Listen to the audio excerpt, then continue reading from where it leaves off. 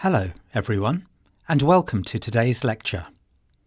This has been one of my most popular lectures, and I'm thrilled to see such a diverse group of students, scholars, and literature enthusiasts gather with a common purpose: to deepen our understanding of literary analysis, specifically within the rich realm of Nikkei diaspora literature.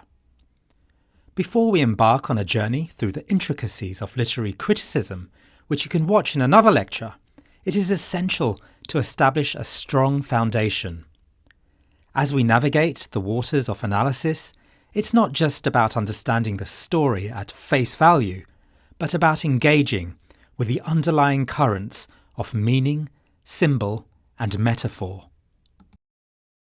To guide us on this initial path, we look to the insights of Thomas C. Foster, whose seminal work, How to Read Literature Like a Professor, has equipped millions with the tools to decipher the complex language of literature.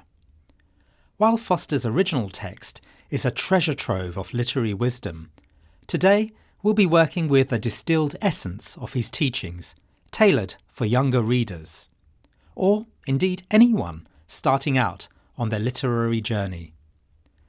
The adaptation, How to Read Literature Like a Professor, for kids, much like the original, dissects literature into its core components and presents them in a manner that is both accessible and enlightening. It serves as a map to the hidden treasures of texts, revealing how to spot symbols, themes, and patterns that many may miss on a more casual read. In today's lecture, we're going to mirror this approach with examples drawn directly from Nikkei diaspora literature. This body of work, with its unique blend of cultural heritage and narrative, offers a fertile ground for us to apply and understand Foster's principles. So, whether you're a seasoned reader or new to the world of literary analysis, I invite you to engage, question, and explore as we take this first step together. Let's turn the page and begin our exploration of how to read literature like a professor. We'll begin by talking about a concept from the play A Raisin in the Sun and how it relates to reading literature with a bit more depth. Let's start with the character Mr. Lindner. Now, he comes off as this feeble guy, but think of him like the devil in disguise. He approaches a family named the Youngers with an offer that seems straightforward. He's offering them cash to keep them from moving into a predominantly white neighbourhood. Initially, the Youngers aren't tempted because they believe they've got their own money situation under control. But here's the twist. A big chunk of their money gets stolen. Suddenly, Mr. Lindner's offer becomes really enticing, especially to Walter Lee, the head of the family. Now, imagine Walter Lee is at a crossroads. Taking this money from Mr. Lindner isn't just a financial decision. It's like he's trading in his dignity, his family's hopes, and essentially his soul. But, in a moment of clarity and strength, Walter rejects the offer, preserving his self-respect and his family's pride. What's the bigger picture here? Well, when we read literature, we're not just riding the emotional rollercoaster of the characters. We're like detectives looking for clues. The story isn't just about a family making a tough choice. It's about recognizing the subtle forces at play, like temptation, racism, and integrity. Reading in this way, like a professor, means you're not just seeing the plot unfold, you're understanding the grammar of literature. Just like how music has rhythm and sports have rules, literature has patterns and deeper meanings that make it richer and more rewarding. And just like any skill, getting good at this takes practice. So, when you dive into a book next time, try to see beyond the surface. Look for the underlying themes and patterns, and I promise you, it'll make the whole experience a lot more interesting and enjoyable. Keep practicing this, and you'll start to see literature in a whole new light. Imagine you're reading a story, any story, but let's say it's about someone who's far from where their family originated, part of what we call a diaspora community. This person decides to go out and buy some groceries. Pretty standard, right? Not exactly a tale of knights and dragons, is it? But here's the catch. In literature, something as simple as this grocery trip can be packed with meaning. It's not just about picking up milk and bread. It's what we call a quest. Let's break it down into what makes a quest. Think of a quest as a special kind of journey. It has a few key ingredients. 1. There's our hero, whom we call the quester, the one who's embarking on this journey. 2. They have a destination or a goal in mind, like, in our grocery trip, the store. 3. There are obstacles and challenges along the way. Maybe it's something literal, like a traffic jam, or it could be internal, like self-doubt. 4. The quester usually runs into some interesting folks or makes new acquaintances. 5.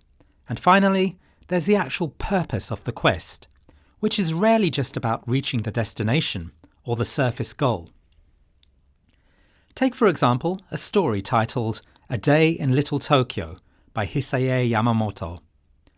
There's this young girl walking through Little Tokyo. On the surface, she's just exploring the neighbourhood. But if you look deeper, it's much more than that.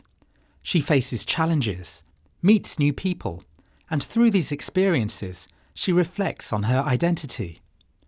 She's of Japanese descent, but living in America, and this walk is her quest to understand what that means for her.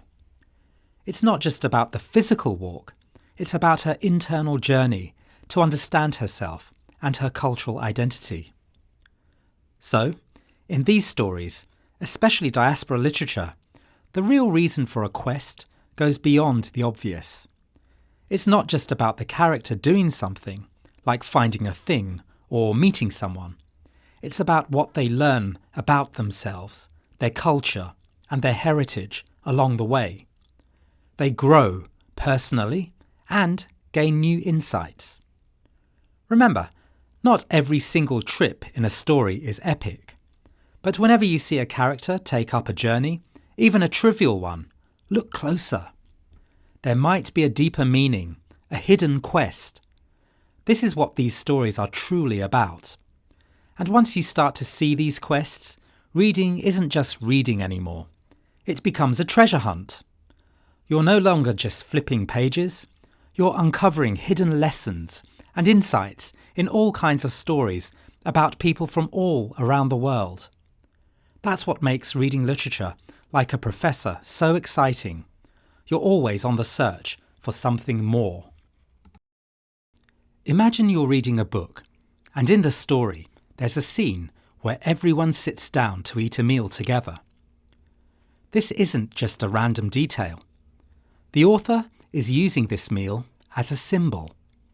It's a way of showing us that these characters have something in common. They're forming a bond, becoming friends, or showing that they're already close. This concept of eating together is what we call communion. Now, this idea of communion isn't just something made up for stories. It's a big deal in real life too, across lots of different cultures and religions. Think about how many holidays or religious events involve sharing a big meal with family and friends. It's a way for people to feel connected. In literature, when you see characters sharing a meal, it's not just because they need to eat. It's the author's way of telling us that these characters are on good terms, or maybe they're working out their differences. It's a sign of friendship or alliance. On the flip side, if characters in a book don't eat together, or if a meal scene is filled with tension, that's a red flag. It usually means something's not right in their relationship. Let's consider a specific example, like the one from Hiromi Goto's book, Chorus of Mushrooms. In this story, food is a huge deal. It's all about this Japanese-Canadian family and how they deal with their cultural heritage. When they make and eat traditional Japanese food, it brings out all these feelings about where they came from and how they fit into their new life in Canada. These meals show us the push and pull between the old ways and the new, between sticking to their roots and blending into a new culture. So, when you're reading and come across characters having a meal, don't just skim over it. Think about it. Why is the author showing this meal? What does it tell us about the characters and their relationships? It's not really about the food at all. It's about the messages hidden beneath the surface, like clues about friendship, conflict, and identity. So when we're diving into literature, it's important to look at what's happening on a level that's deeper than just the plot or the characters doing things. Take, for instance, when we see a vampire in a story. Eating, in this context, isn't just about eating. It's not a picnic or a friendly dinner. It's about something darker, like dominance or manipulation. In literary analysis, we want to peel back those layers. We want to understand what these actions, like a vampire feeding, tell us about the bigger picture, the themes, or the message behind the character's actions. Let's say there's a novel about the Nikkei, the Japanese diaspora, and a character feels like their cultural identity is being overshadowed by the new culture they're living in. The author might use a vampire character to represent this fear. The vampire becomes a symbol for how the character's sense of self and heritage is being drained or consumed by the surrounding culture. By recognizing these symbols, the vampire in this case, we get to the heart of what the story is really about. We uncover insights into what the author is trying to say about identity and the experience of being part of a diaspora. Remember, every metaphor in literature is a doorway to a deeper understanding of the text. Our job is to open that door. All right, let's dive into the subject of sonnets, a classic form in poetry. When you come across a sonnet, you'll notice it's like a mathematical equation of words. It has 14 lines, and each line traditionally holds 10 syllables. Initially, your approach should be to appreciate the poem's aesthetic, its rhythm, and its feel without getting too bogged down by its structure. However, once you've soaked in this initial beauty, it's insightful to consider how the sonnet's architecture, its division into an octave and a sestet, enhances its thematic resonance. Take, for example, Roy Miki, a poet with Japanese heritage, crafting his verse in Canada.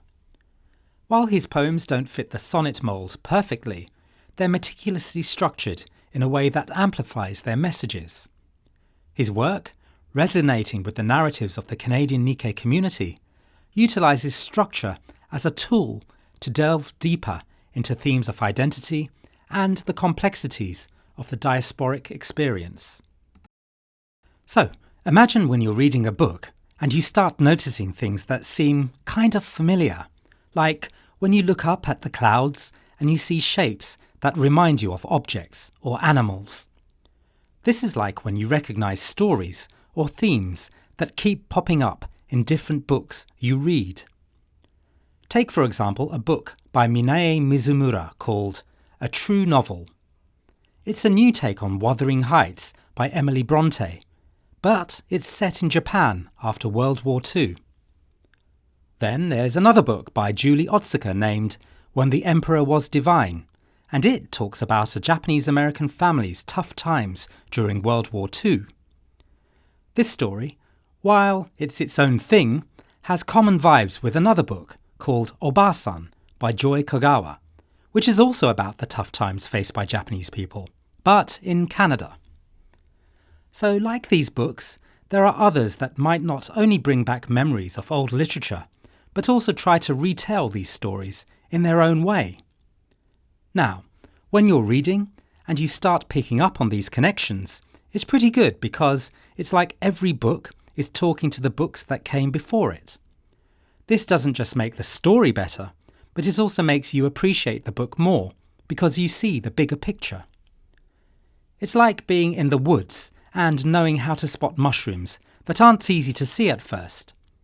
In the same way, if you're into books, especially ones about the experiences of Japanese people spread across the world, you get better at spotting these hidden connections in stories. It's like uncovering the common feelings and experiences that all people share, even though each book tells a different tale. When you pick up recent books, you'll often notice that they have elements that remind you of works written by William Shakespeare. It's like Shakespeare's influence is a star that keeps popping up in various forms, including in movies that take his old plays and give them a modern spin, or in new stories that use his characters. Now, think about Nikkei diaspora writers. They do something similar. They take old concepts and freshen them up for today's audience. Think about the example I just told you in the previous slide. Julie Otsuka's When the Emperor Was Divine is about a Japanese-American family's life in America during World War II. It's like Obasan by Joy Kogawa, which also explores the lives of Japanese diaspora people in Canada after the war. Both books are fresh takes, but they share a common theme. They delve into the difficult experiences of Japanese families trying to hold on to their culture and their identity. So why do writers like to recycle old stories like the ones by Shakespeare? It's not just because they want to show off how smart they are.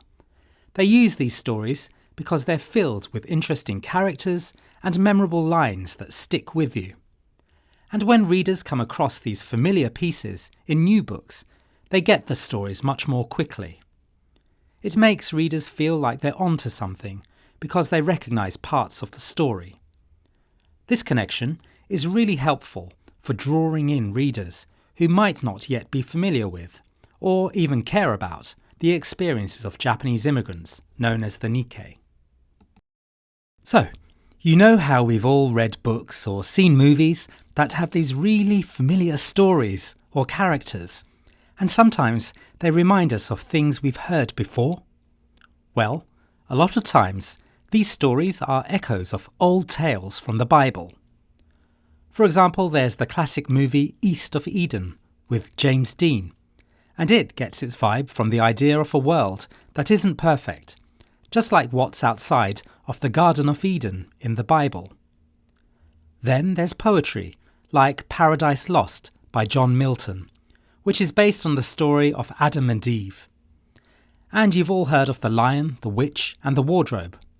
C.S. Lewis wrote that, and even if it doesn't seem religious on the surface, it's got a lot of hidden meanings that are similar to Bible stories. Like the lion Aslan in the story. He's a lot like Jesus because he sacrifices himself for others and then comes back to life. So, when you're reading a book and you come across a character who's very kind, helps others, or shares what they have, they might be what's called a Christ figure, sort of representing Jesus in the same way. Ernest Hemingway did this in The Old Man and the Sea with his character Santiago, who's an old fisherman. He goes through a lot of tough times, but keeps on fighting, which inspires people. Authors use these kinds of characters to make their stories richer and to make us think about deeper ideas like sacrifice and hope. Now, switching gears a bit, when we talk about literature from people with Japanese heritage living outside of Japan, like in the United States, there's this whole other layer. These stories often mix in Japanese traditions and religious beliefs, like from Shinto or Buddhism. It's their way of exploring who they are, where they belong, and how they connect their past with their present life. For example, Julie Otsuka's book, When the Emperor Was Divine, talks about a Japanese-American family during World War II and how they deal with being away from Japan and the changes in their lives. And Kazuo Ishiguro, another author, he writes about memories and nostalgia, which is a big deal in Buddhism because everything is temporary. So, by blending these religious and cultural themes from both the Bible and Japanese traditions, writers can connect us on a deeper level, making us think about where we come from and what we believe. It's like they're weaving a rich and complex story that's more than just the plot on the page. When we talk about any book or story, it's rarely something that's totally new. Most of the time, writers get inspiration from older stories, myths, and the cultural tales that came before them. It's like how music samples borrow bits from old songs to make something that sounds new, but still has a familiar vibe. Take Hiromi Goto's book Chorus of Mushrooms, for example. She didn't just copy-paste old Japanese stories. She used them as a starting point to write something that feels fresh. It's like she picked out certain spices from the heritage self to flavour her story, making it both new and recognisable at the same time. Think about Sarah Crewe in A Little Princess by Frances Hodgson Burnett is like Cinderella. Burnett didn't retell the Cinderella story. She used its essence to create a whole new character and plot. Goto does something similar. She takes bits and pieces from Japanese folklore, like the tale of Isenboshi, who's a tiny boy the size of a thumb, and weaves them into her own story about 3 generations of women living in Canada. She doesn't need to use the whole folk tale to make her point. Just a sprinkle here and there is enough to bring that rich cultural feeling into her story. When you're reading a new book, it's like these little nods to older stories that can make it feel special and hit home. It's like when you hear a new song that reminds you of one you grew up with. It's that mix of nostalgia and novelty at the same time that makes the story stick with you. So, diving into Chorus of Mushrooms is like looking at a tapestry that's been woven with threads from both old Japanese tales and the writer's own modern twists. The cool part about literature is seeing how authors remix the past to create something that resonates with us all today. When we're talking about myths, we're really diving into the stories that shape what we think and how we see the world. Myths aren't just old folk tales. They're super important in giving us insight into our values and what we believe in. Unlike science or maths, which deal with hard facts, myths explore our world views. Take Europe, for example. We often look back to ancient Greece and Rome for their myths. These aren't just dusty stories, they're alive even today, influencing things like the names of places and even the books and movies we love. Ever heard of Percy Jackson? Or seen a Harry Potter movie? These stories are packed with elements from Greek myths, like gods and magical creatures. Now, the story of Icarus, the guy with wax wings who flew too close to the sun, isn't just an old yarn. It's a cautionary tale about taking risks and the importance of listening to good advice. This story, like many others, has inspired tons of artists and writers over the years. It shows that these ancient tales still pack a punch. They're part of who we are. But it's not just Greek myths that matter. Stories from other cultures are important too. For example, authors from the Nikkei community often use tales from Japan to explore ideas about who they are and where they belong in the world. So, every time a writer weaves a myth into their work, they're connecting us to these powerful, timeless stories, enriching our own experiences. In literary analysis, we'd look at how these myths are used in modern storytelling, what themes they bring to the table, and how they help us to understand the human experience. It's all about the layers of meaning and the connections across time and culture. When you're reading a story or a book, you might think that the weather, like rain, snow, or sunshine, is just there to set the scene or make it feel real. But actually, authors often use the weather to add deeper meaning to their stories. For instance, rain isn't just water falling from the sky in a story. It can force characters to change what they're doing, like running to find shelter. It can also create a mood. Rain might make a scene feel mysterious or even a bit sad. Sometimes, rain can symbolize a new beginning or a major change, like how Noah's story in the Bible uses a huge flood to start things over. Fog can be used to show that things are unclear or confusing, like in A Christmas Carol by Charles Dickens. And snow isn't always about being cold. It can have different meanings too. Then there are the seasons. Authors use spring to represent youth and new life, while winter can stand for old age or the end of a phase. Shakespeare talks about getting older by describing autumn in his poetry. The cool part is that writers can play with these typical ideas of what weather and seasons mean. They might stick to what we normally think, or they might flip it to surprise us. So, when you're analysing literature, it's smart to pay attention to how weather and seasons are used. They're not just random details, they're clues to understanding the deeper message of the story. In the case of Nikkei diaspora literature, weather and the environment can reflect what the characters are feeling inside. For example, a story might describe a hot, dusty desert to show the characters' feelings of being lost or treated unfairly. Or it might contrast the calm, traditional landscapes of Japan with the busy life in Los Angeles to show a character's inner conflict between two different identities.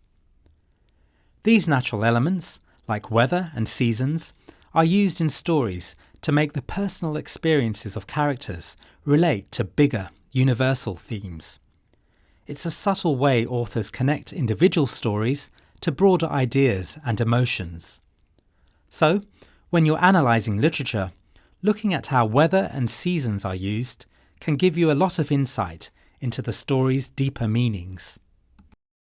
You know when you're reading a book and you come across something that seems to be more than just part of the story? That's what we call a symbol. It's like a secret code or a shortcut that the writer is using to add a deeper meaning to the story without saying it directly. Take the sun in Kazuo Ishiguro's book, Clara and the Sun. Here, the sun isn't just that big bright thing in the sky. It represents something more. It might stand for life and energy because, in the story, the character Clara, who is an artificial friend, kind of like a robot, believes the sun has special powers. But that's not where it stops. The sun could also be a symbol for hope, or a way of finding meaning in a world that's pretty wrapped up in technology. It's like when Mark Twain uses the Mississippi River in Adventures of Huckleberry Finn. The river isn't just water flowing in the story. It can mean freedom, adventure, or the journey of life. What these symbols mean can change depending on who's reading the book. If I read it, I might think the sun is all about hope. You might read the same thing and think it's about the power of technology. That's because we all bring our own ideas and experiences to what we read. And that personal touch we add makes the story mean something unique to each of us. So when you're doing literary analysis, you're basically playing detective with these symbols. You're digging into the text to figure out what these symbols could mean and how they make the story richer and more complex. It's like piecing together a puzzle, where each piece is what the symbol means to you. When we're talking about literature, especially stories from the Nikkei diaspora, we often find that these stories aren't just for entertainment. They have a deeper purpose, often political. Take the book Obasan by Joy Kagawa. It's not just a story about a Japanese-Canadian family during World War II. It's actually criticising the way the Canadian government treated these people, like putting them in camps. The story is told from the perspective of a young girl, and it highlights how unfair policies can strip people of their identities and freedoms. Now, when Kagawa wrote Itsuka, which is a follow-up to Obasan, she's much more direct about the political message.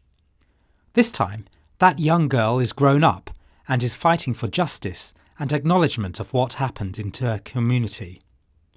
In Clara and the Sun, by Kazuo Ishiguro, there's a character called Clara, who is an AF, or artificial friend. Through her story, Ishiguro subtly digs into topics like social class differences and the ethical side of AI. It makes readers think about the future of technology and society. So, in literary analysis, we're not just reading for the plot. We're looking at how the author uses characters and events to talk about real-life issues like politics, rights, and power dynamics. In Nikkei literature, these issues often revolve around the experiences of being displaced, trying to hold on to cultural identity, and dealing with heritage. Whether it's through historical settings or futuristic societies, these books make us think deeper about our past and future. Basically, when we analyse literature, we're peeling back the layers to see what the story is really saying about our world and the human experience. When you're getting ready for a holiday, the first thing you usually think about is where you're going, right? That's the place, the destination. It's important because it can change the whole experience. Now think of a story. Where the story takes place can tell us a lot. Just like how your holiday spot affects your vacation, the setting in a story affects everything in it. For example, in Chorus of Mushrooms by Hiromi Goto, the story is set on the Albertan prairies in Canada. Imagine a huge open space with lots of sky. That's Alberta. It's very different from Japan, where the characters are originally from. In Japan, it's crowded.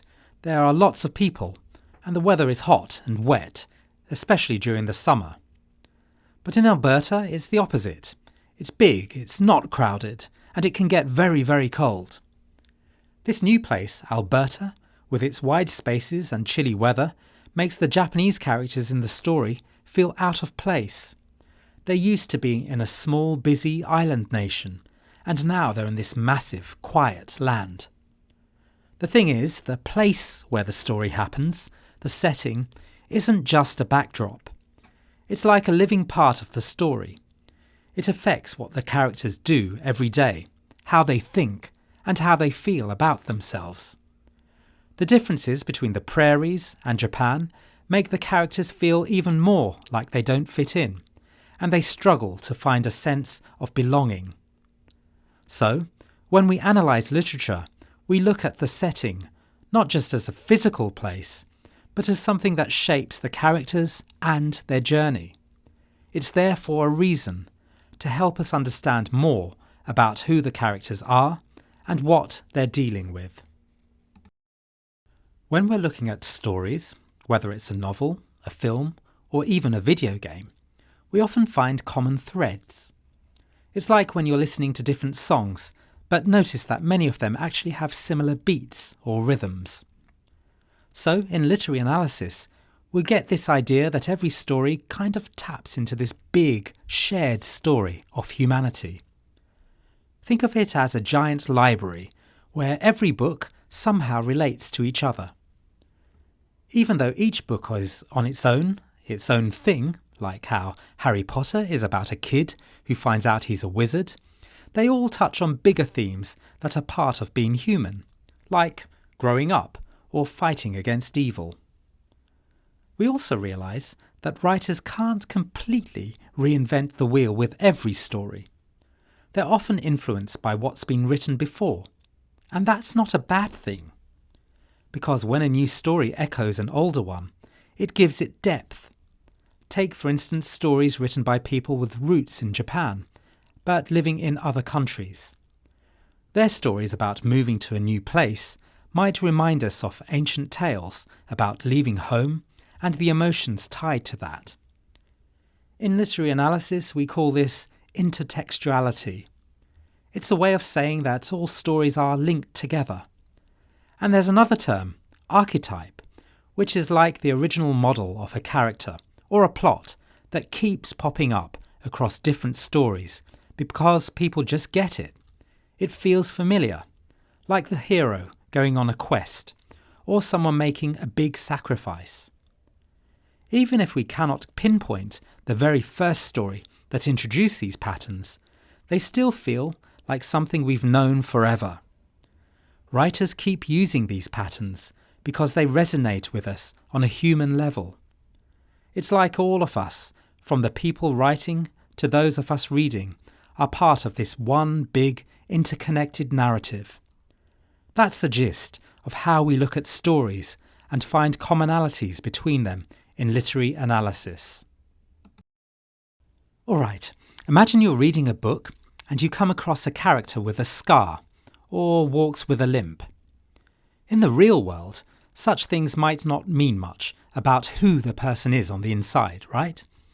But in stories, these physical features often have a hidden meaning or tell you something about the character's past or their personality. It's like the writers use these marks as clues to show us more than what meets the eye. For example, think about when people move from one country to another, like from Japan to somewhere else. In these diaspora stories, a character might have a mark or an injury, and it's not just there for decoration. It represents their emotional baggage or their connection to their old home and their new life. It's like these marks are a part of their identity and their story. Take Oedipus from ancient Greek myths. His name literally means swollen foot, and that physical trait is key to his identity and the tragic events in his life. Or consider Harry Potter. His scar isn't just a cool lightning bolt, it's a constant reminder of his past and the evil he's up against. And then you've got characters who might look intimidating or scary, but are actually the good guys. Victor Hugo did this with Quasimodo in The Hunchback of Notre Dame. Despite his appearance, he has got a heart of gold. In diaspora literature, being different looking can symbolize feeling out of place or unique. For instance, in Masako Fukui's novella When Blossoms Fall, the Japanese girl feels different from her Australian classmates because of subtle things like her hair colour or skin tone. These small physical details set her apart, highlighting the challenges and growth that can come from living between two cultures. So, when you're analysing literature, think about the physical traits of characters as symbols. They're often there for a reason, and they can tell you a lot about the characters' journeys, struggles, and transformations. It's like the authors are using a secret language, and it's our job to decode it. Think of a story where the big twist is that the main character is the villain, and he doesn't even know it. This is what happens in the story of Oedipus. Imagine a guy who's super smart and strong, the kind of person everyone respects. But he's got a temper, and without realising it, he's done some really bad things. He's trying to solve a crime, but the kicker is, he's actually looking for himself, because he's the one who did it. It's like a detective who doesn't know he's also the culprit. Then this expert comes in, kind of like a wise old professor who sees things others can't. He points out to Oedipus that he's the bad guy in this whole mess. When Oedipus gets this, it's such a shock that he blinds himself. Like he literally can't face what he's done. Now, in books and stories, when someone's blind, it's not just about their eyes not working. Writers use this as a symbol to show us that there's stuff the characters don't understand or see about themselves or the world. Like in The K, there's this young kid, Philip, who's blind and has to depend on Timothy, an older guy he's been taught to look down upon. Philip's blindness is a way to show how he learns to see Timothy for who he really is, not just what he's been told to think. Back to Oedipus, after he blinds himself, he actually gets wiser and even becomes a favourite of the gods. So, the idea is that sometimes not being able to see with your eyes can lead to a different kind of vision or understanding, like a deeper insight into life's truths. When we do literary analysis, it's like being detectives ourselves. We're looking for clues in the story that show us deeper meanings. We think about why the author might have made someone blind, or why certain events happen. It's all about digging beneath the surface to find the hidden layers of meaning in the story. When authors write stories and characters get sick, it's not just about them coughing or running a fever. These illnesses often have deeper meanings. Think of the heart, not just the organ that pumps blood, but as this symbol for love and feelings. So, if a character has heart disease, it could be hinting at issues with their love life or deep emotional struggles. Take the character Beth from Little Women. She gets sick with scarlet fever, and this messes with her heart. But her sickness isn't just a plot thing. It tells us something about her family's bond and the tough world they live in. That's what happens in books a lot. For example, back in the 1800s, tuberculosis made people look really pale and delicate, almost like saints, despite it being a killer disease. Writers used that to symbolize a life that's been wasted away. So, in stories, when someone's sick, it's like a mirror reflecting their emotional world. Sometimes characters think they're sick, like Colin from The Secret Garden, but it's more about their unhappy feelings than their body being sick. When a character falls ill or even dies, it's a clue that there's something more to understand about them or the setting they're in. Let's look at a more modern example from Kazuo Ishiguro's Clara and the Sun.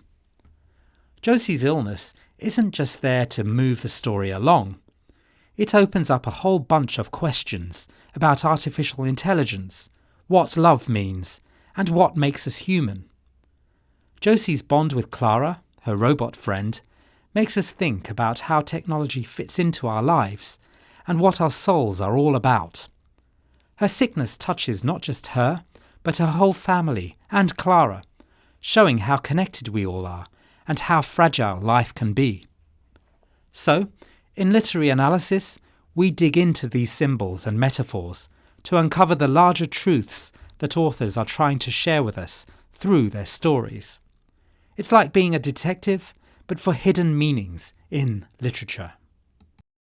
Imagine you're trying to understand someone's life story by looking at their old photos. Now, to really get what was going on when those photos were taken, you'd need to know a bit about the world they lived in at that time, right? That's pretty much what we need to do when we're reading old books. Let's say you're reading The Secret Garden. The main character, Mary, has a pretty relaxed life, but her maid, Martha, has it tough and just deals with it. This book was written when people didn't really question the whole rich and poor divide. It's not trying to start a revolution. It's more about how friendships and taking care of a garden can change a person. Now, when you jump to something like the Iliad by Homer, that's ancient. People back then had a whole different view on what's okay in war and what's not, including things we're totally not okay with today, like slavery. But to get what Homer was really about, we've got to try and see it through their eyes and not just ours. Then there's No-No Boy by John Okada, about a Japanese-American young man named Ichiro after World War II. He's dealing with not fitting in anywhere because he said no to serving in the US military. That decision sticks with him, and people aren't letting him forget it. The book digs into what loyalty meant at that time, especially in a country that was pretty harsh on Japanese Americans. So, when you're reading these books, think of them like a time machine. They're not just stories, they're windows into how people thought and lived at different times. And just like we don't judge people in old photos for wearing different clothes, we try not to judge characters in those books by today's standards. Instead, we try to understand why they did what they did back then. You know that particular feeling when a situation turns out very differently from what you anticipated? That's the first kind of irony. It's like anticipating a pie in the face, but receiving a bouquet of flowers instead. On the other hand, there's a second kind of irony, where you say something, but you mean the complete opposite, just for a laugh. Writers use both these twists to add zest to their stories and to keep readers on their toes. Let's talk about Waiting for Godot, a play by Samuel Beckett. In this story, two people are waiting by the road for a guy named Godot, who never shows up. The weird part? They never even walk down the road. They just wait. It's not what you'd expect, and it makes us wonder why they don't just go and do something else. Now imagine a graveyard. Creepy and spooky. But in Neil Gaiman's The Graveyard Book, it's flipped around. The graveyard isn't scary. It's actually a safe place. That's another twist, another kind of irony. In The Buddha in the Attic by Julie Otsuka, there's a different type of irony. Picture this. Japanese women are getting married to guys in America, and they've been told they're going to live the dream. Nice husbands, comfy lives. But when they get there, it's the complete opposite. They end up working like crazy, living in crummy places, and their husbands are nothing like the photos or stories. It's a bait and switch that leaves them feeling cheated and disillusioned. This irony shows us the gap between the shiny American dream that's sold to these women and the tough reality they face. They come over all hopeful, but that hope gets crushed by the tough life they find themselves in. And, to top it off, during World War II, they're seen as the bad guys, just because of where they're from. It really flips the whole idea of America being a land of golden opportunities on its head. So today I've given you a basic introduction to literary analysis, which is a basic first step in taking a deeper look at literature. Once you are comfortable with this, you will need to move into the world of literary criticism to make even deeper insights about what you read. Imagine literary analysis as your basic toolkit when you first start digging into texts. You're looking at the plot, the characters, the settings, all the bits and pieces that make up a story. It's like you're getting the lay of the land, seeing what's there and how it all fits together. Now, when you start moving into literary criticism, it's like you're levelling up your game. You're not just looking at what's in front of you, you're asking why and how it matters. You're putting on different lenses to see how texts work in new ways. Think of these lenses as different types of glasses. Each pair lets you see the world, or in this case literature, with a unique perspective. You've got lenses like feminism, Marxism, post-colonialism, psychoanalysis, and so on. Let's say you put on the feminist glasses. Now you're looking at how women are portrayed, how gender roles are constructed, or where power dynamics between the sexes are at play. With Marxist specs, you're checking out class struggles, economic power, and how material conditions shape characters' lives. Switching from literary analysis to literary criticism using these theories isn't just about what the authors put in their texts. It's about connecting these elements to bigger ideas and issues. It's asking, so what? Why does this matter? You're not just understanding the story, you're interpreting it, critiquing it, and seeing its relevance to the real world. Here's the best part. As you start using different theories, you'll find that a text can have many valid interpretations.